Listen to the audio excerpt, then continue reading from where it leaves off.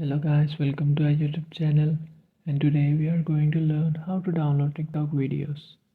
So if you want to download TikTok videos, first of all you have to open up your TikTok application.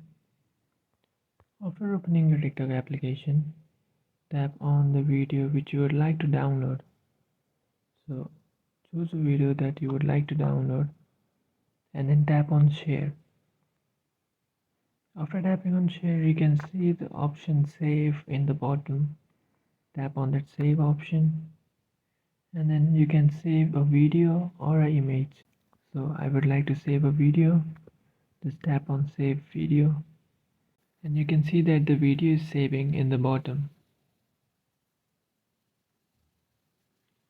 After the process is finished, you can easily see if the video has been downloaded or not.